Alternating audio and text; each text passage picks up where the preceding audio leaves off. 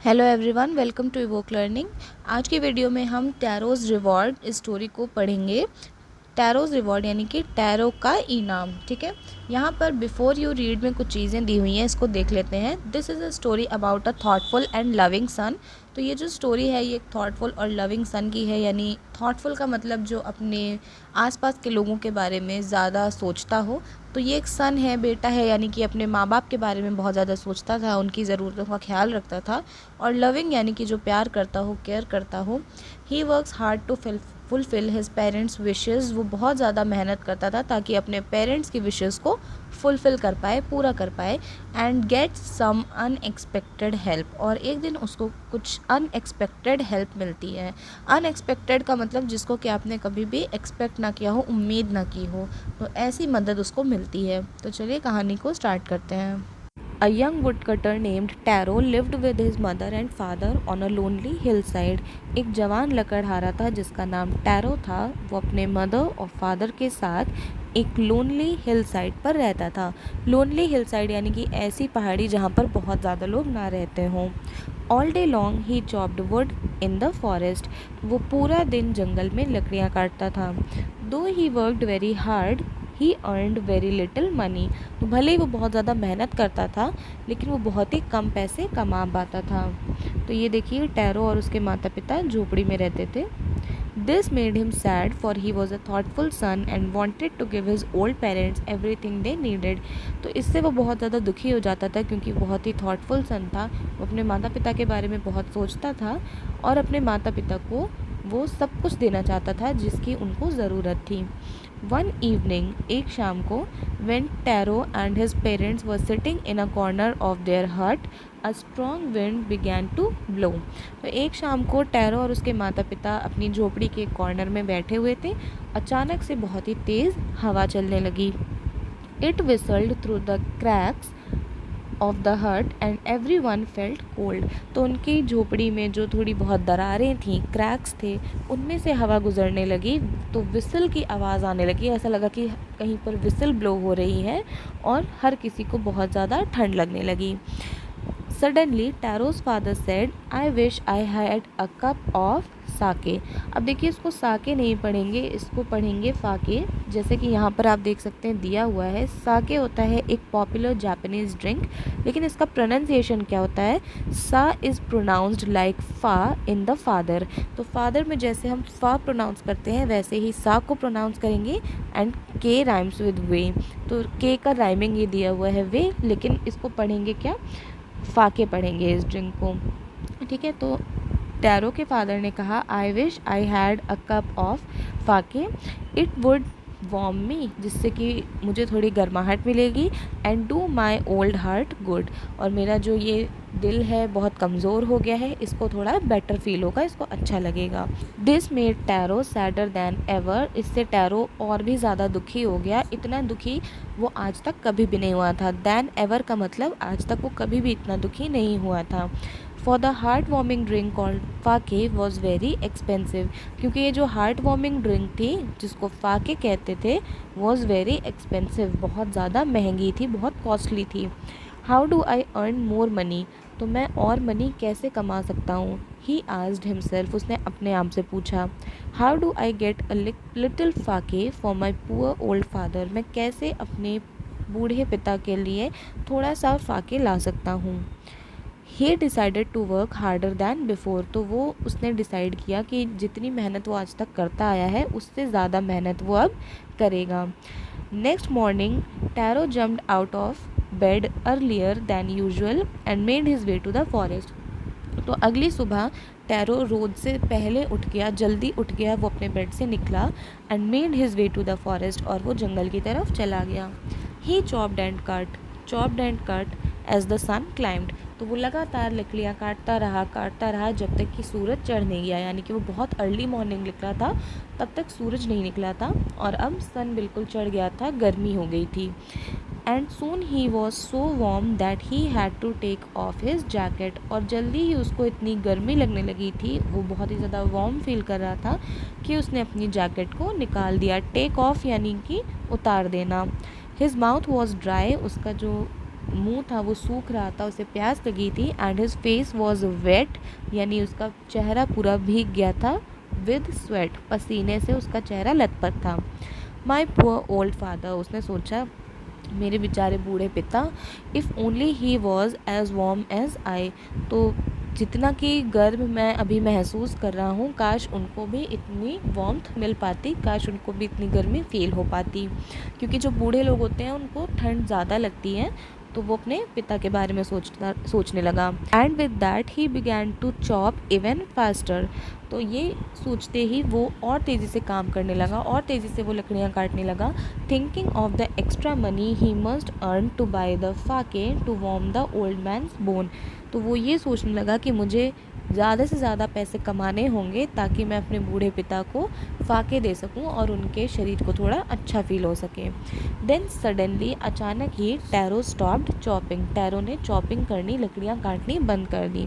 What was that sound he heard, तो वो क्या साउंड थी जो उसने सुनी।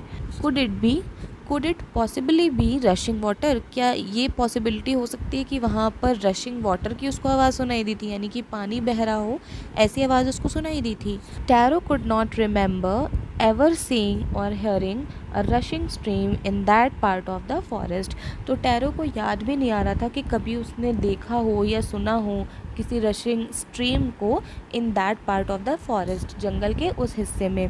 तो वो इतना ज़्यादा अपने काम में लगा रहता था कि उसे कभी ध्यान भी नहीं था कि उसने कोई रशिंग स्ट्रीम को देखा है, किसी पानी वाली जगह को फॉरेस्ट में देखा है। ही वॉज थर्स्टी, वो बहुत ज़्यादा प्यासा था। The axe dropped out of his hands, जो कुल्हाड़ी थी उसके हाथ से गिर गई। And he ran in the direction of the sound, और वो उसी डायरेक्शन में भागा जहाँ से उसको पानी की आवाज़ आ रही थी। Tarot saw a beautiful little waterfall hidden behind a rock, तो टैरो ने एक बहुत ही खूबसूरत छोटा सा झरना देखा जो कि एक रॉक के पीछे छिपा हुआ था। Kneeling at a place where the water flowed quietly, तो जहाँ पर पानी बहुत ही शांत था, आराम से बह रहा था, वहाँ पर उस प्लेस पर वो नीलिंग यानी कि अपने घुटनों के बल बैठ गया। He cupped a little in his hands, उसने थोड़ा सा वाटर अपने हाथों में लिया। कप्ड यानी कि अपने हाथों को जोड़ करके उससे उसने पानी लिया। And put it to his lips, और उसने उस वाटर को पिया। वॉज इट वाटर, क्या ये वाटर था? और वॉज इट फाके, या फिर ये एक फाके था? He tasted it again and again, तो वो बार बार उसको टेस्ट करता रहा। And always it was the delicious sake instead of cold water, और हर बार वो एक डिलीशियस फाके की तरह उसको टेस्ट आ रहा था इंस्टेड ऑफ कोल्ड वाटर की जगह उसको फाके का टेस्ट आ रहा था। Tarot quickly filled the picture he had with him and hurried home, tarot ने जल्दी से उसके पास जो पिक्चर था, घड़ा था, उसको फाके से भर लिया और जल्दी से वो घर की तरफ निकल पड़ा। The old man was delighted with the sake, तो ओल्ड मैन जो था, उसके जो पिता थे, वो बहुत ही ज़्यादा डिलाइटेड हो गए, बहुत ज़्यादा खुश हो गए फाके पा करके। After only one swallow of the liquid he stopped shivering and did a little dance in the middle of the floor, तो एक ही सिप लेते ही, एक घूंट पीते ही उस लिक्विड का उनकी शिवरिंग स्टॉप हो गई। शिवरिंग यानी कि वो ठिठुर रहे थे, ठंड से कांप रहे थे, उनका कांपना बंद हो गया और उन्होंने थोड़ा सा डांस किया। Did a little dance in the middle of the floor के बीच में आके उन्होंने थोड़ा सा डांस किया। That afternoon a neighbour stopped bye for a visit, तो उस दोपहर को उनको विजिट करने के लिए उनकी एक नेबर आती हैं। Taro's father politely offered her a cup of the sake, तो टैरो के पिता बहुत ही पोलाइटली, बहुत ही प्यार से उनको फाके का कप ऑफ़र करते हैं। द लेडी ड्रैंक इट, वो जो लेडी थी उन्होंने उस फाके को पिया। ग्रीडली यानी कि उनकी इच्छा और थी पीने की, उनको लालच था। And thanked the old man, और उन्होंने उस बूढ़े व्यक्ति को थैंक्स बोला। Then Taro told her the story of the magic waterfall, फिर टैरो ने उनको मैजिक वाटरफॉल की स्टोरी सुनाई कि किस तरह से उसको पानी की जगह वहाँ पर फाके मिला।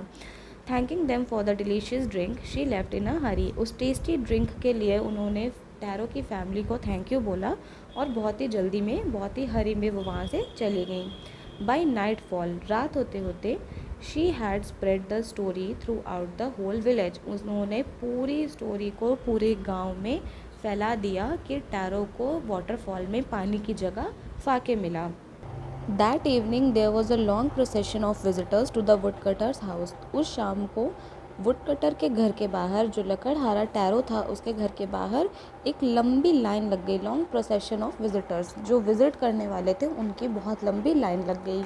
Each man heard the story of the waterfall, हर एक व्यक्ति ने वाटरफॉल की स्टोरी सुन रखी थी। And took a sip of the sake, तो हर किसी ने फाके का एक एक सिप, एक एक घूंट पिया।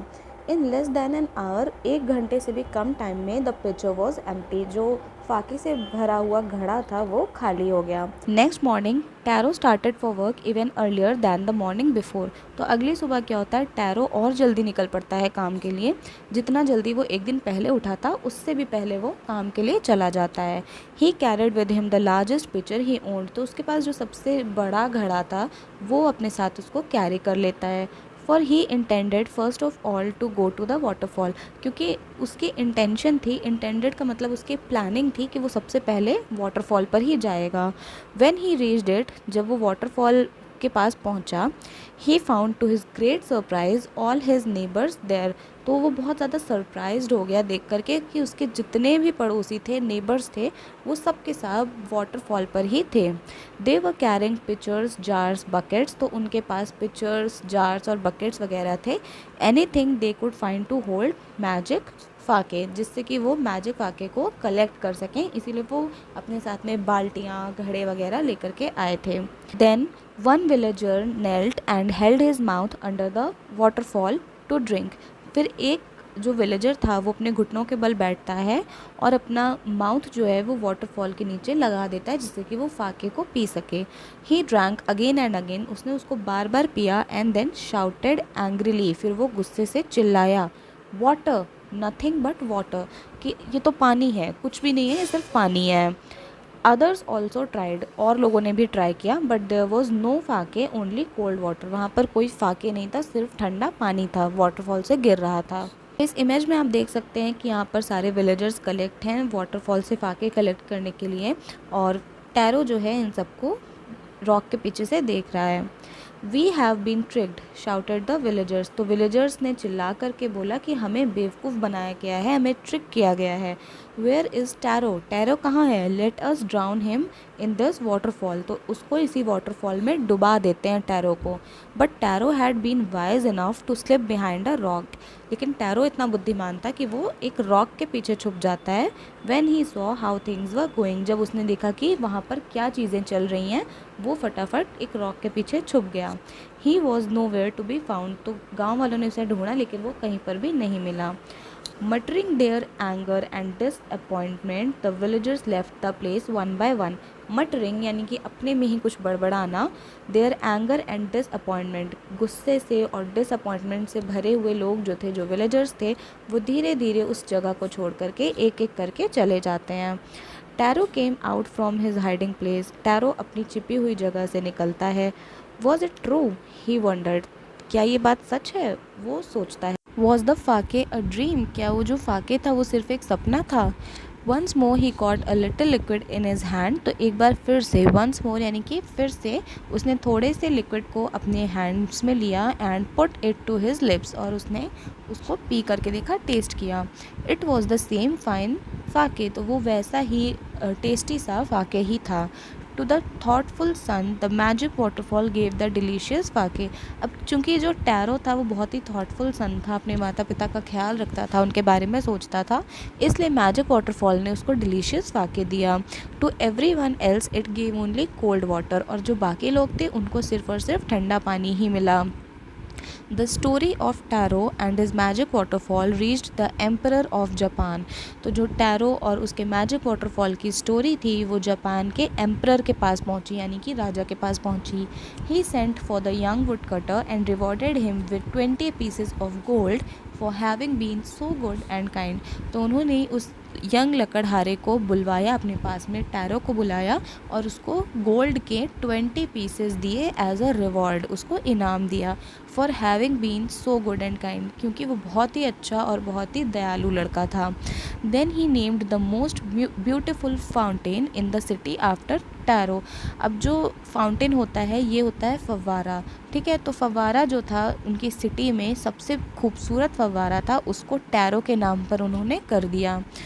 This said the emperor was to encourage all children to honour and obey their parents. तो ऐसा कहा जाता है कि एम्परर ने ऐसा इसलिए किया, टैरो के नाम पे उस फाउंटेन का नाम रख दिया ताकि और भी बच्चे उसकी स्टोरी से एनकरेज हो सके, उनको मोटिवेशन मिले और वो अपने पेरेंट्स की बात हमेशा माने, ओबे करें और उनको ऑनर दें यानी कि रिस्पेक्ट दें।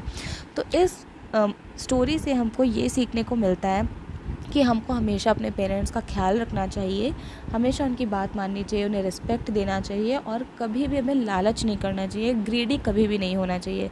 जैसे कि टैरो के जो नेबर्स थे वो बहुत ज़्यादा ग्रीडी थे, इसलिए मैजिक वाटरफॉल से उनको सिर्फ पानी मिला, फाके नहीं मिला, लेकिन टैरो वो अपने माता पिता के बारे में सोचता था, इसलिए मैजिक वाटरफॉल ने उसको फाके दिया। ठीक है, तो आई होप आपको ये स्टोरी समझ में आ गई होगी। अगर आपके कुछ डाउट्स हों तो आप बताइएगा मुझे, मैं कमेंट सेक्शन में क्लियर कर दूँगी। और मिलते हैं हम लोग नेक्स्ट वीडियो में। Till then bye and take care.